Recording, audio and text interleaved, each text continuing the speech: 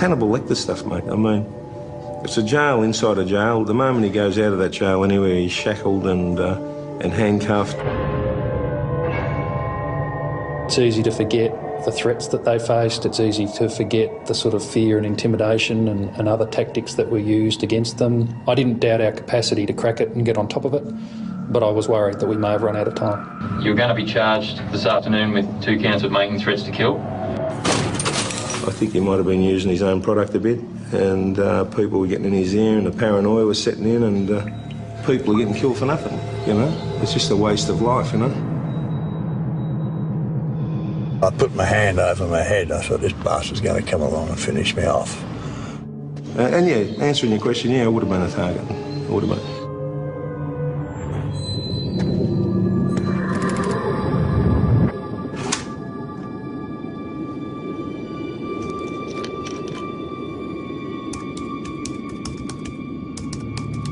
The culture of the underworld has certainly changed over the last 20 years.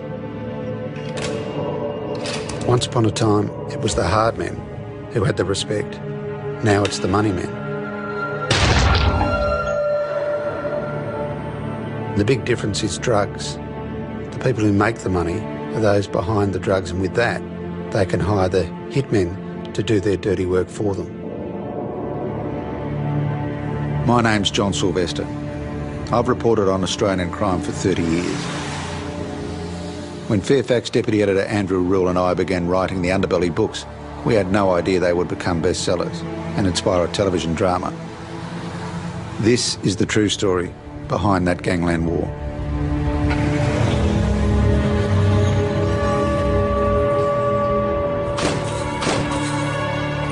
Of course, these drug pushers didn't invent gangland violence in Melbourne. There'd always been gangland violence in Melbourne. The painters and dockers knew all about it. In fact, I think the painters and dockers might have buried more people back in the 60s and 70s than we saw killed in this latest gangland war. But the difference was the old-timers did it quietly. They did it secretly. They got rid of the bodies. They buried them deep, or they dropped them out in the bay, wrapped in chains. The underworld war of those days was about money and about honour. You had to be able to fight. To get anywhere in the criminal world, you had to be able to fucking fight. And then along came drugs. And you didn't have to be able to fight anymore. I mean, the village idiots and town mice were becoming drug lords. These people got more callous. These people started to behave like the South American gangsters and the Miami gangsters I saw on television. They started to shoot each other in front of families. They started to involve families. And they left the bodies scattered around the streets. And some of them even made the great mistake of seeking publicity. Obviously, it was about business, some personal animosity, but I guess also we've got some responsibility that, to a certain extent, in that we let them. So, as I say, I'm not sure it was a conscious decision. I think it was just something that evolved over time, and then it just became the way. Payback started to happen. It became a way of doing business. By the mid-90s, I'd been reporting crime on and off for nearly 20 years. But I have to say I'd never seen anything like the rise of the drug trade at that period, because it split up out of the traditional areas of heroin imported by the Vietnamese and Chinese, the marijuana distributed largely by the Italian gangs out of Griffith and Mildura and Shepparton, and the speed distributed by the bikies. It started to grow in other ways too, because they were getting so-called party drugs. They were getting ecstasy and other designer drugs, which were being produced by a new breed of crook, and it was being sold to a new breed of buyer. Carl Williams is the perfect example of how drugs made bit players into major players seemingly overnight. Carl was a supermarket shelf stacker, and not a particularly good one.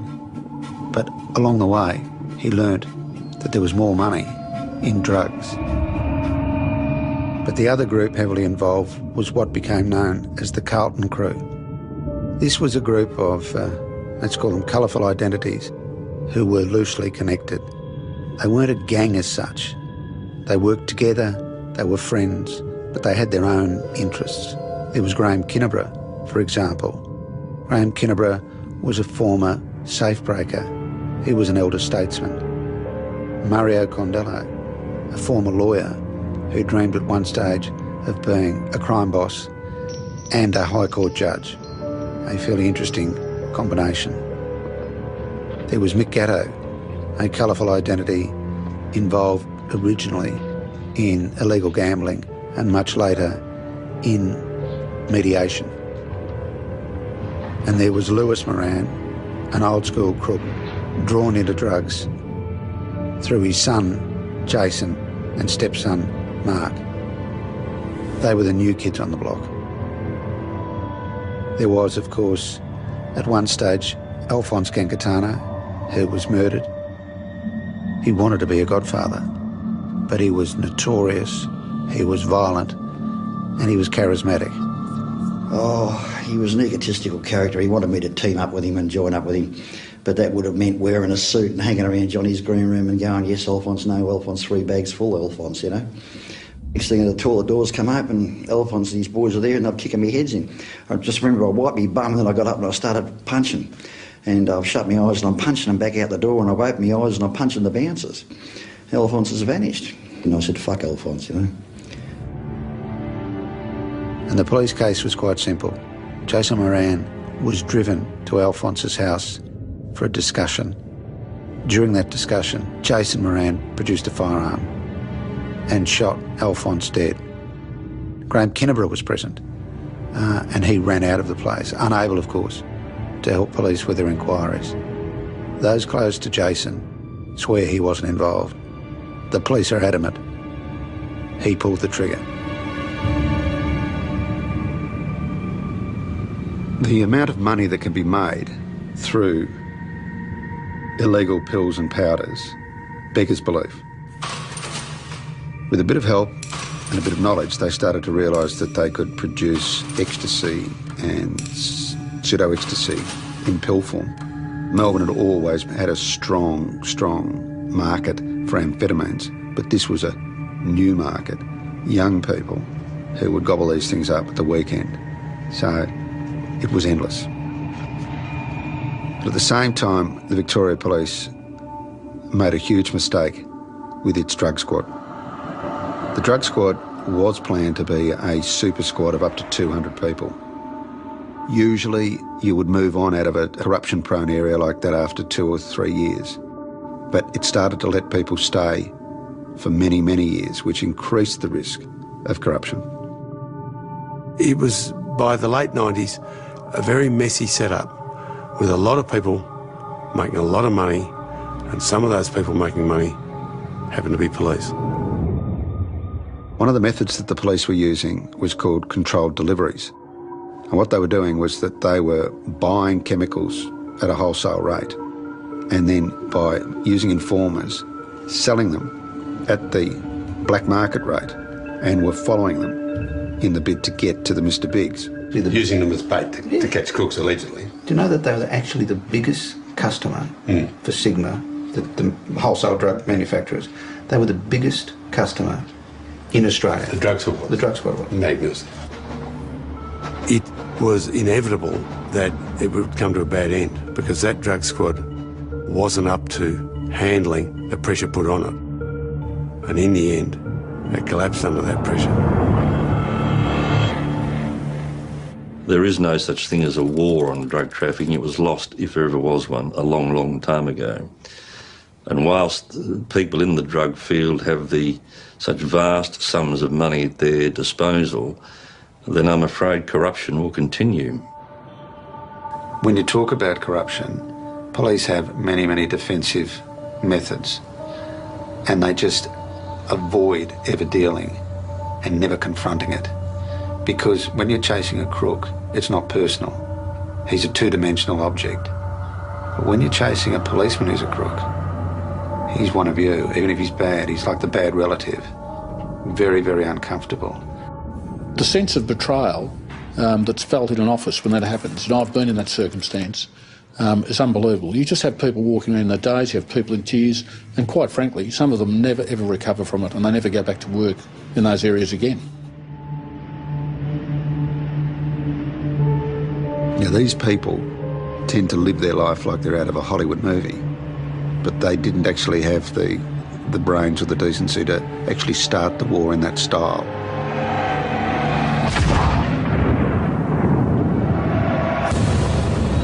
And they behaved in the way that they'd watched on television. I had a meeting with somebody connected with the Carlton crew, and during it I realised he was doing Marlon Brando out of The Godfather.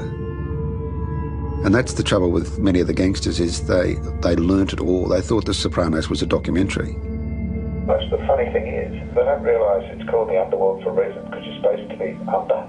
Yes, out of sight. There's not a lot that's nice, glamorous, exciting about the way they lead their lives, and I think it's unfortunate that some of them have almost taken on celebrity status. Some people think because you're looking after crooks, you're a crook yourself. I mean, you got to deal with all these things. The culture now, it's more difficult to speak with younger members of the police force because of perhaps a distrust. You've got to have a feel for this to work in the dustbin of life. Carl Williams, he really looked like the kid next door. If the kid next door had a baby face and weighed about 17 stone and lived on nothing but fast food and soft drink, Carl loved fast money, he loved fast women, and where he came from there's only one way to pay for it, and that was with selling drugs.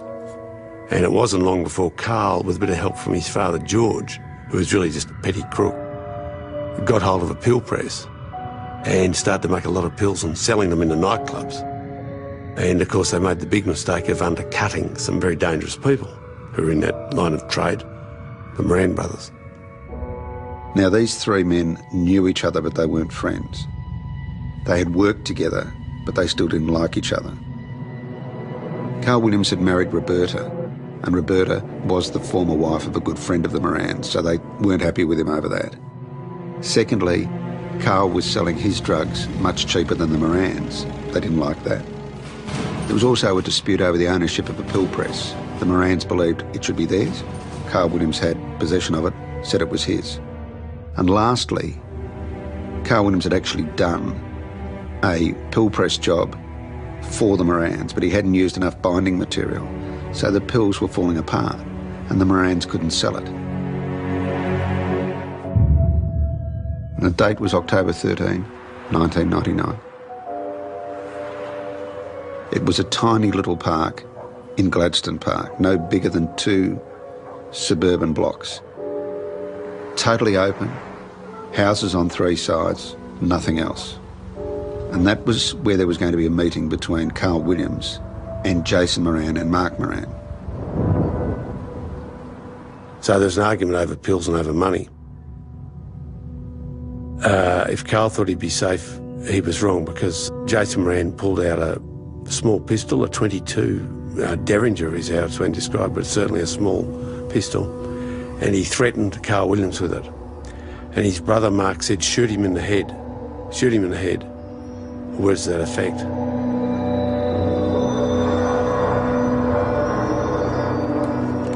Jason said something like, well, if I shoot him dead, how are we ever going to get our money back? And he shot him in the belly instead. And that is actually how the Underworld War proper, the hot end of the Underworld War, began. Because had they killed Carl Williams that day, none of this would have happened. There would have been no Underworld War. Jason shot bloody Carl in the guts. Mark was right, he should have killed him. He should have bloody killed him. That was his great mistake. If he'd killed Carl Williams then, it'd just be another dead gangster. People would have thought it was the Morans, but it wouldn't have gone anywhere. But they let him get up. He went home. His mum had baked him a cake because it was his birthday. It was his 29th birthday on that very day. But a shot in the stomach tends to dull the appetite. They were the the architects of their own demise. This was never ever going to end until Carl Williams was either dead or in jail. He was motivated for revenge. He went off and made a lot of money, and he spent a lot of that money making sure he got his revenge on the Moran brothers.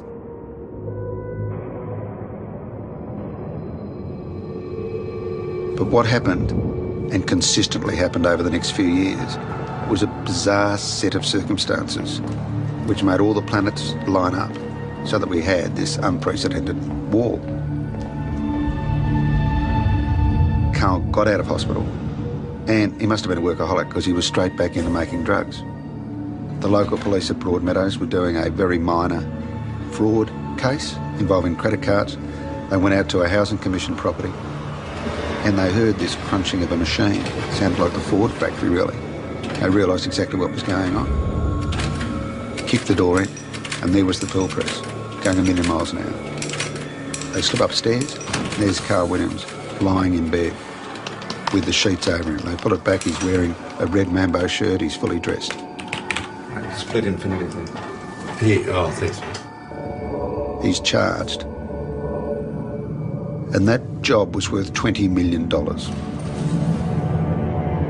So he goes into jail, but while in jail, he meets a crook that we can only refer to as the runner. And he offers that crook $100,000 to kill Jason Moran. The runner was a man who did armed robberies, a career criminal, and been a gunman for 2 decades. His trick was to park his car, his getaway car, a long way from the bank or whatever his target was. He'd do the job and then he'd run, hence the nickname. Anyway, he doesn't blink an eye. He just goes, yep, no worries, I'll do that when I get out. So he's got his hitman. So what we had Carl Williams and we had the Morans, all facing different drug charges. But remember, you've got corruption charges against the drug squad as well.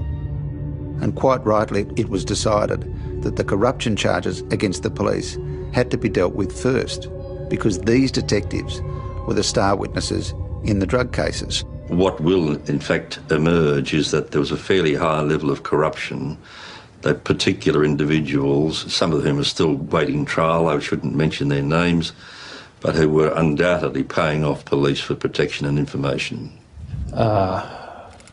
There's a need to be a little bit cautious here because there are some current matters before the court where this whole issue may well be central to those matters. But I think it's now a matter of record that corruption, police corruption, was definitely a factor in allowing some of these people to get to the position they got to and then assisting them to remain there.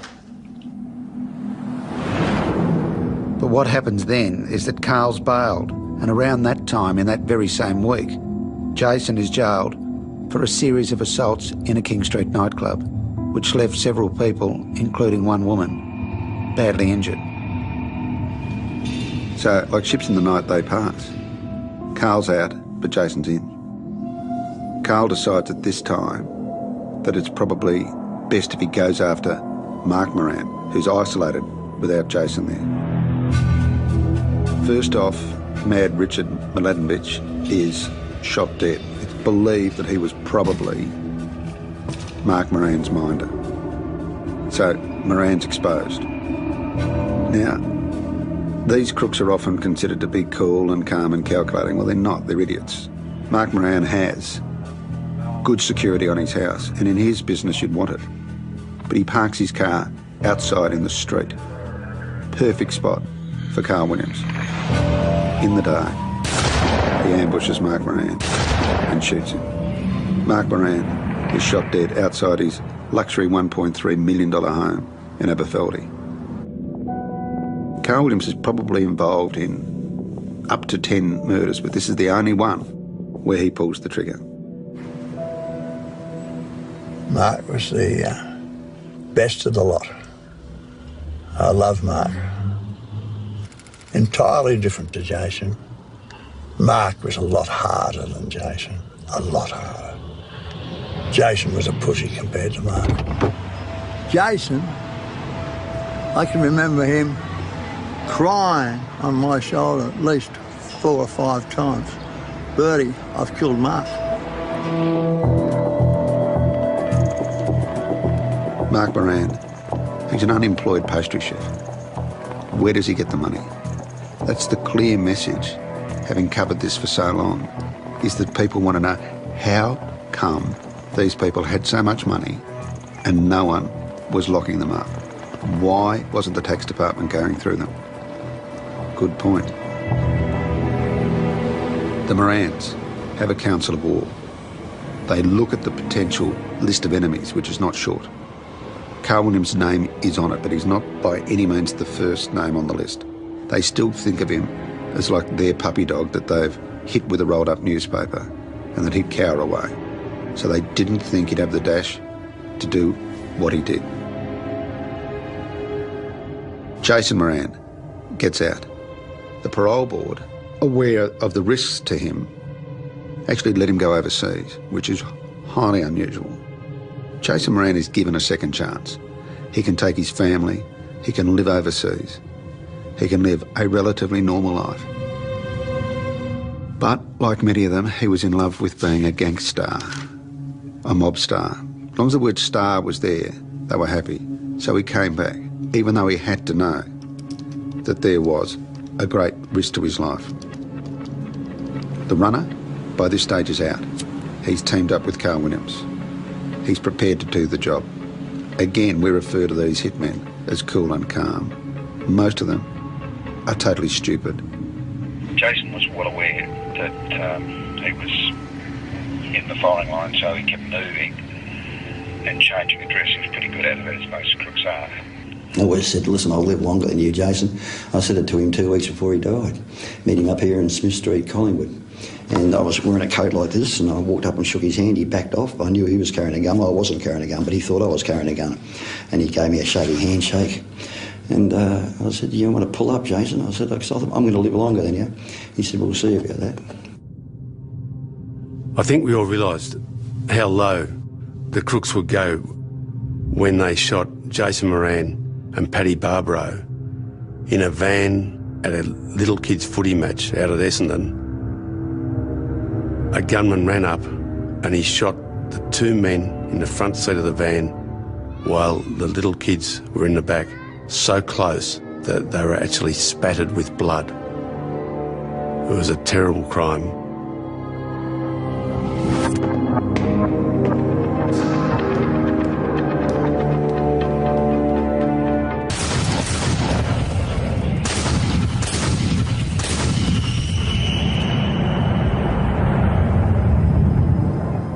When they killed Jason and his mate like that in front of the kids, I think everybody, all Australians, realised just how evil they were.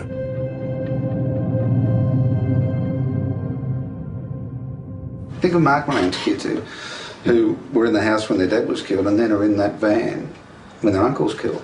Yeah, right in front of them. And Pasquale Barbaro was just sitting there. I mean, the bloke who killed him didn't even know he was in the car. You can never deal with this as to think some sort of romantic battle between two sides. It's not. It's about killing people. It's about ambushing people. It's the most awful, hideous, traumatising scene for strangers to see a body that's been mutilated by a gunshot. What it would be like for kids just beggars belief. There was blood everywhere. Take the bigger picture. You've got a lot of kids there and parents.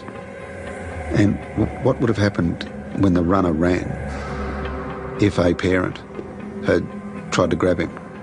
Well, we know what the runner would have done. And yet everyone sort of says there were no innocent victims. Well, collateral damage everywhere. Did he throw the guns down, or one of them down? There's one there, yeah.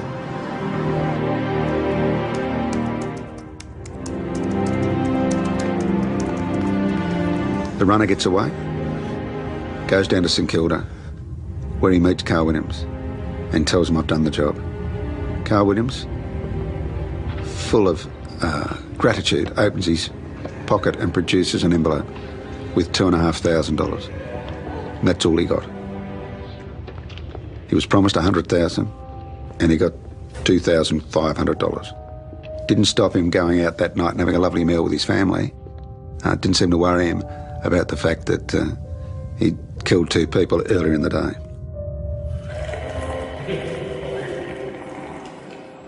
I don't think any of us expected it of Carl, because he was just, as he's been portrayed, the fat boy that was a hanger-oner, was doing his best to learn the trade that he eventually majored in. But as to initial suspect, no. I think he pushed it a bit too far, and I think he might have been using his own product a bit, and people were getting in his ear, and the paranoia was setting in, and people looking for business, you know, saying kill this one, kill that one, and of course there's all sorts of money being thrown up. There was no Carlton crew. That's just all been a myth. It's, you know, it's not true, and it's just been invented just to sort of sell papers and make good television, I guess. People tie you together.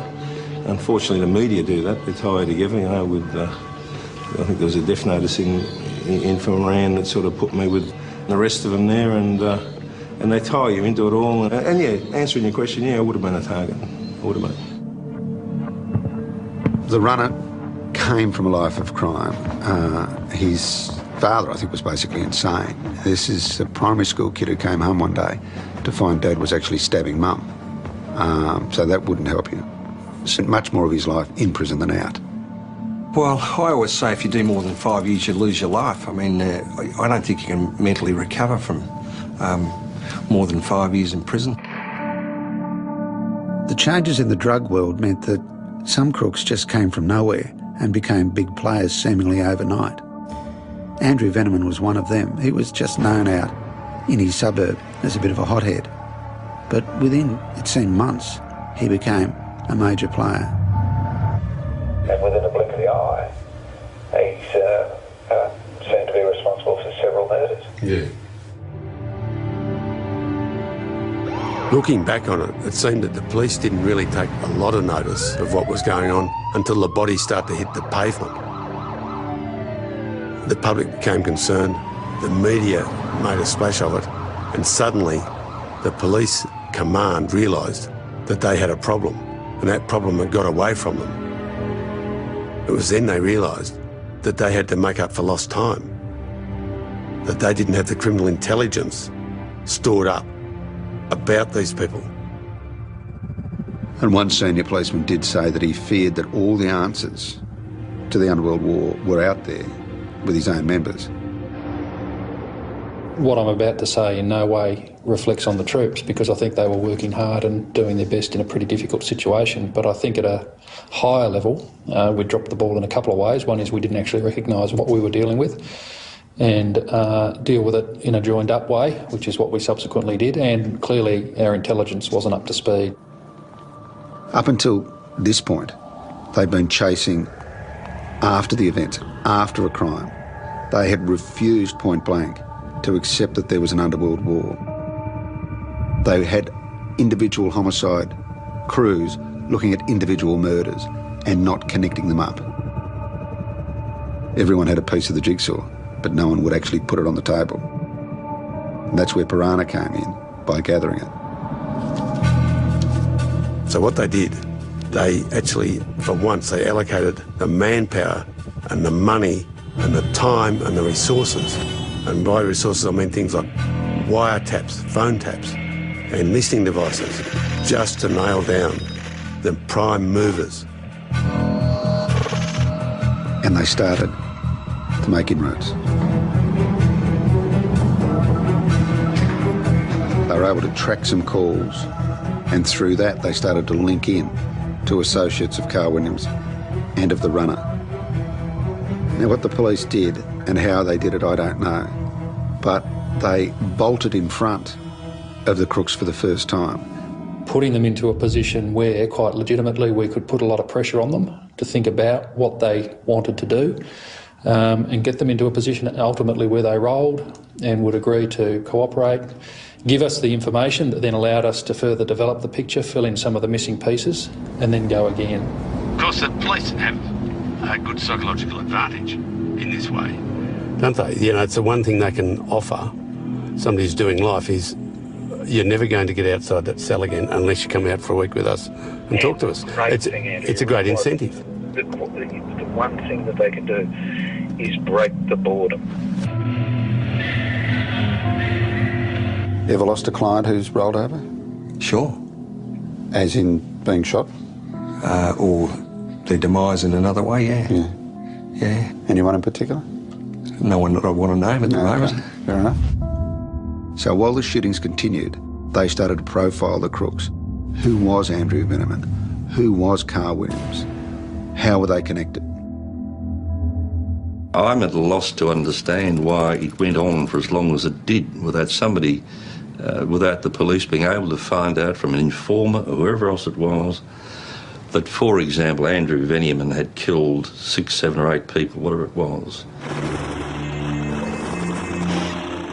Somehow, police found the clean car that the runner would use in another job.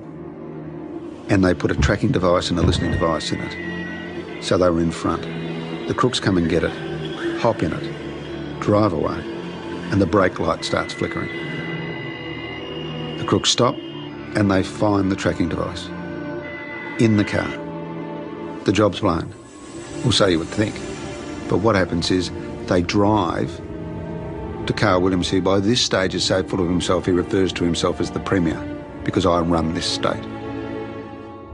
So at this point they show the listening device to Carl, and Carl goes, I don't care, we're doing the job. What police don't know is what is the job. The job is to kill a fellow by the name of Michael Marshall. Michael Marshall lives in a double-storey house in South Yarra. Michael Marshall is a hot dog seller, so it doesn't take too much to work out what else he was selling. On the day, which was a Saturday, the tracking device or the electronics drop out right at the wrong moment, and they're a bit like a mobile phone, so they don't know what's going on. By the time it's back on, the runner's out of the car, going, and the next thing they start getting calls from 000. Michael Marshall has been shot dead next to his young son. The runner has run up, it was raining, he fires one shot, slips on his backside when he does it, gets up and keeps shooting until he kills him. The runner heads home, gets home. He's got to know he's hot, and what does he do? Picks up the phone and he rings Carl and he says, you know that horse you liked? It was scratched. Well, it's got to be the worst coat in the world, and it's picked up on a listening device. He's arrested, as is Carl Williams.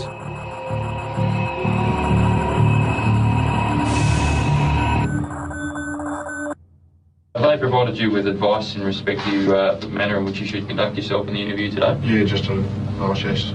And what advice have they provided with you? Just not to make no comment record of interview or remain mute. But Williams starts to realise they've got the runner cold, so he tries to distance himself. All of a sudden, Carl's being looked after by a QC. The runner's on legal aid. Carl wants a separate trial. The runner says to him, well, look, at least be decent and look after my old mum. Can you give us some money? He sends her 10 grand. Carl Williams was making $100,000 a month in his prime. Carl Williams' big mistake was shortchanging the runner. He had promised him $100,000 for killing Jason Moran. He paid him $2,500. On several occasions he was dudded and he resented it, and we'll never know. But the likelihood is that if Carl Williams had kept his promise, so would have the runner.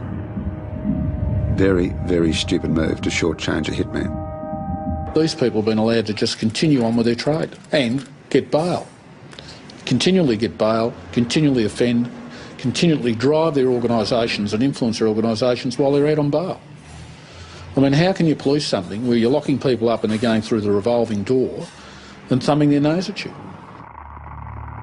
Slowly, many of those connected with the Morans were hunted down and shot dead. Graham Kinneborough, old school, killed outside his house in Kew. He turned up at home and the hit team was waiting. Graham got one shot off, but it wasn't enough. That was the murder that really, really affected Mick Gatter. That wasn't business. It was personal. Carl Williams was an unlikely-looking gangster. He is a bloke with a ready smile. It was difficult to sit and talk to him, knowing what he'd done. After Graham Kinneborough was murdered, I sat with him in the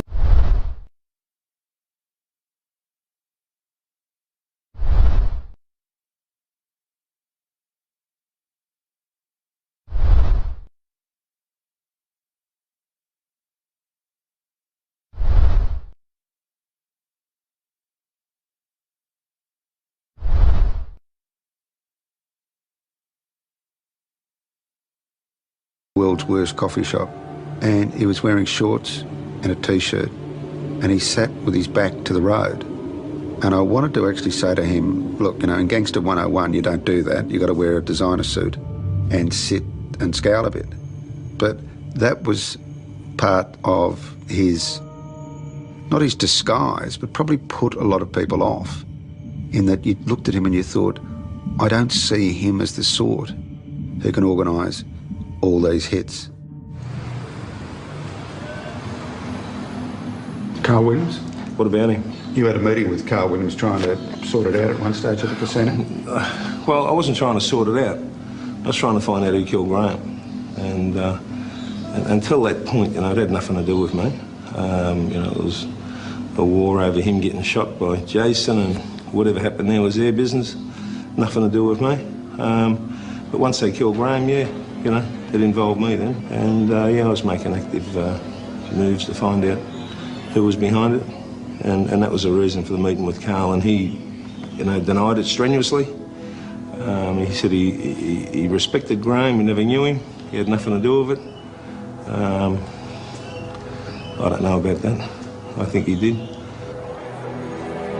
Police warned Lewis Moran that he was likely to be on the hit list, and they urged him to be less predictable in his movements. But Lewis didn't listen. We didn't really care. We thought we were old-time gangsters and took no notice of the up-and-comers, so to speak, whereas we should have learnt. We got death threats every week wherever we were drinking, and usually Carl on the phone screaming and shouting. Both the drug squad and Piranha were both fairly down on us, more so the drug squad, because if we were pinched with a gun being on bail, we would have gone straight back on remand. It was a game of deadly musical chairs, and every time the music stopped, one of them got shot.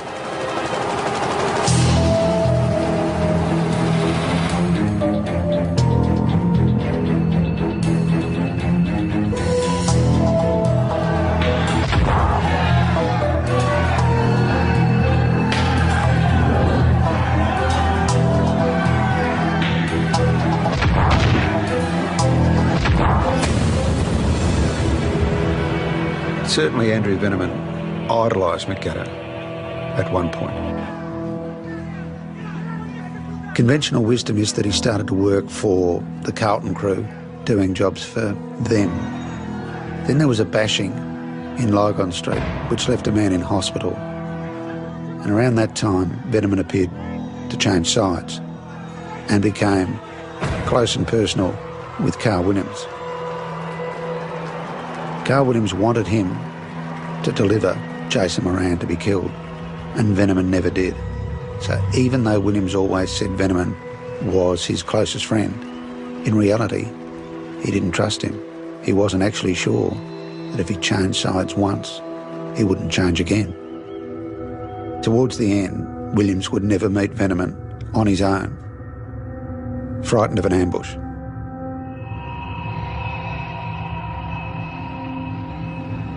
Veneman was becoming increasingly isolated, and in that world, you need all the friends you can get. I've been meaning to drop in at that joint where you're there. Mate, I'm there every day, buddy. Every day we're there. I promise you, mate, I swear to you, I'm going to come. I want to come. Mate, anytime you want it, buddy. Yeah, I know that. All right, mate. You take care of yourself, mate. Keep in touch. Thanks very much, buddy. Take care, Andrew. Yeah, buddy. Bye. He spoke to me and he said, I've got to come and see you. I hadn't seen him for a couple of months. He was running with the other side there, and I was just curious what he wanted. So I rang him on this day, and he rocked up there, and he was the one that actually suggested we go out the back and have a quiet chat, and that's when it all took place, you know. I was telling him that the rumours were still right, that he had something to do with Graham, and he said, mate, I wouldn't do that to you, you're a friend of mine. And I said, well, it's funny you say that, PK and Dibra were your friends too, and you killed them. And anyway, we got in a little bit of a heated argument, and I just said to him, look, you can't be trusted, and I don't want you in my company, in our company, simple as that. And the next minute he just stepped back and produced the gun. And then we had a struggle, and one nearly hit me in the head. And fortunately, he got shot, I never. He died, and that was the end of it.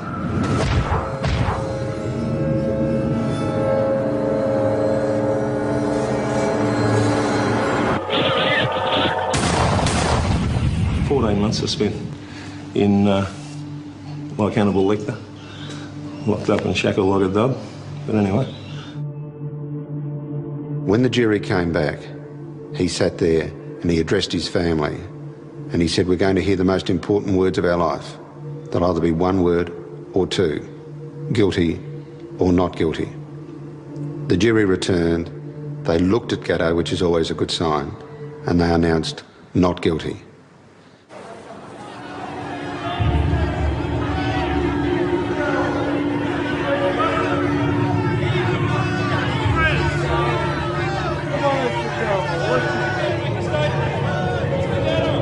Thank God for the jury system. That's all I can say.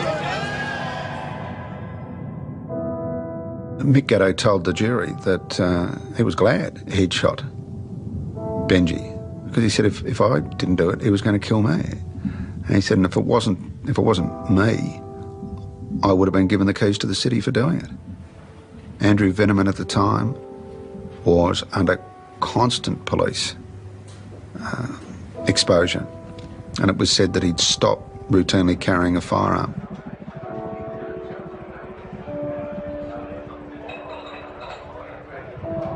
But Mick Gatto's version of events was that he had a gun on this occasion. We'll never know what Veneman had to say about it. Police suspect that Andrew Veneman was present during at least 7 murders, and probably the trigger man in nearly all of them.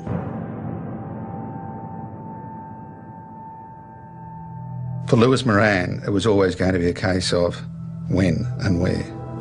It was March 31, 2004, and it was the Brunswick Club over a cool beer. I turned around to pick up the change off the bar we were going, and I said, let's get out of here, Lewis. I had a bad feeling that night.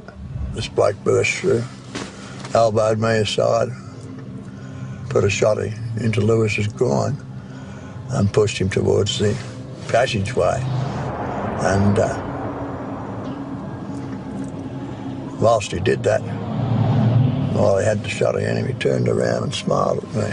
And you could see underneath his balaclava, gave me a good look. Then I ran towards the front door. As I'm going towards the front door, I see this other bloke pointing the shooter at me. He was going to hit me right in the head, and span around, tried to kick him. He shot me with a 9mm Hydra shot, and I put my hand over my head. I thought, this bastard's going to come along and finish me off, which is what you normally expect anyway. They must have had me on the stretcher by then, and I said to him, my mate, is he off? And they said, yeah, he's dead. was dead before he hit the ground. And then finally, Mario Condello, killed when he returned home to make sure he made his curfew.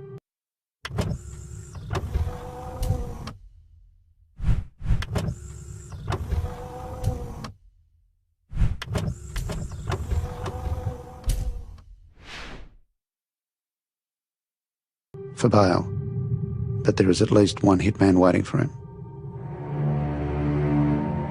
Piranha are desperately trying to roll over key players connected with Carl Williams to give evidence against him.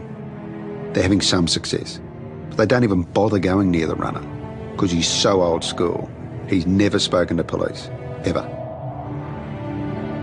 But all of a sudden, there's a letter that arrives at the Director of Public Prosecution's office. It's a letter from the runner saying, "You better come and see me." Members of Piranha go out, grab him, take him out to a secret location, keep him for 3 weeks, where he makes statement after statement after statement. At the end of it, they say, "What do you want?" He says, "Oh, I'd kill for a vanilla slice." The code of silence is a load of rubbish as far as I'm concerned.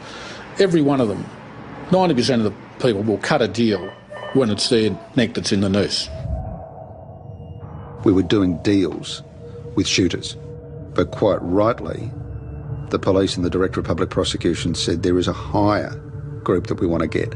They're the ones who gave the instructions, who paid to have these jobs done. So a deal was done for the runner. If he is lucky, he won't die in jail. He'll leave jail as an old man, but there is light at the end of the tunnel. Is it your intention to remain mute for the remainder of the interview in relation to any questions asked about this offence?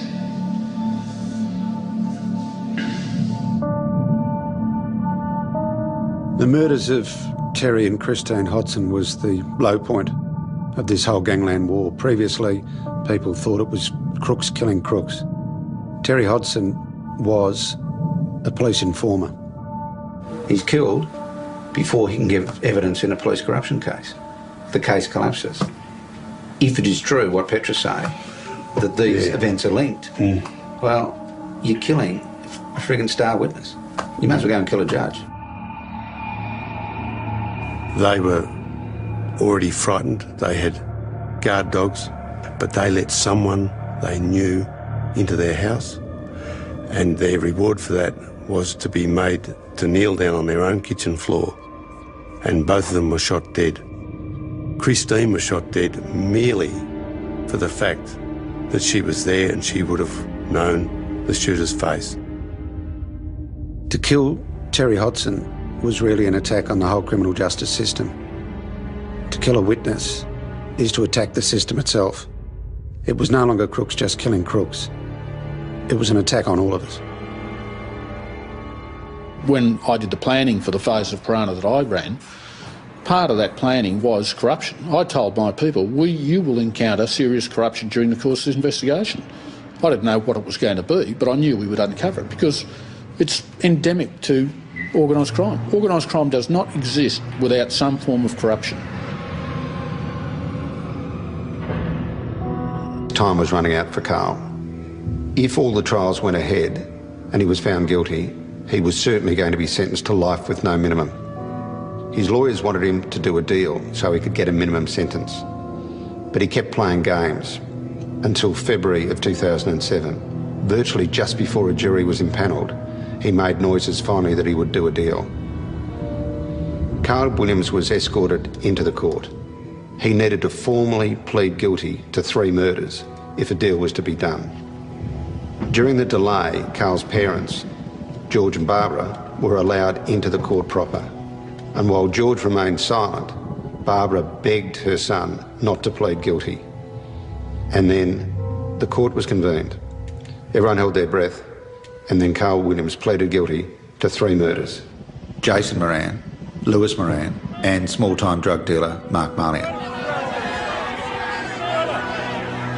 The deal Williams wanted was 33 years as a minimum. That would mean he could get out when he was 69.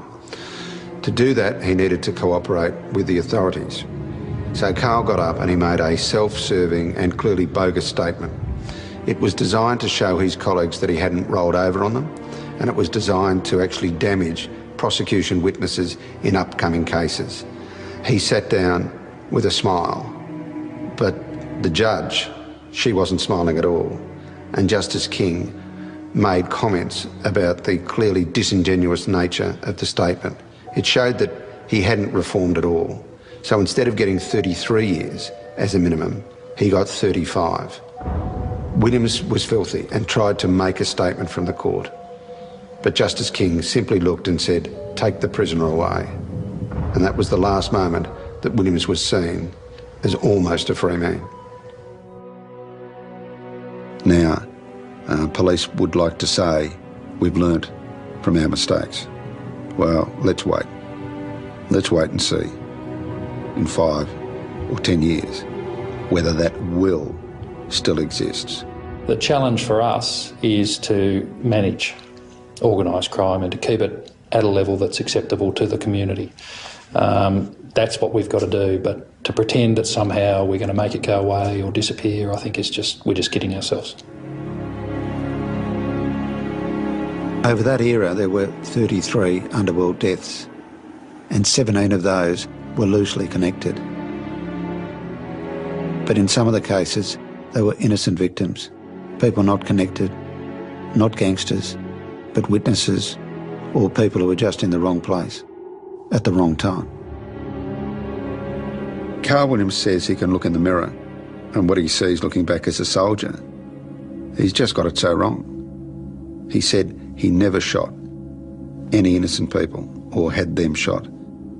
Carl Williams, in one regard, became a serial killer, in that he wouldn't stop until he was caught.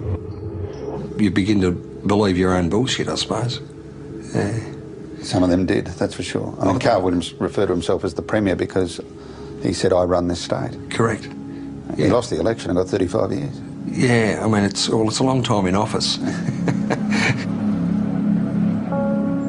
So this is not a war. It's based on greed.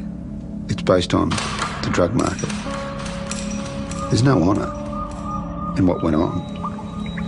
And even now, if Carl wants to glorify what he did, well, if that gets him through the night in maximum security, good luck to him. Because he won't see his daughter's 16th birthday, her 18th birthday, her 21st. If he's lucky, he'll leave jail an old, hunched over, desperately sad man. If he's lucky.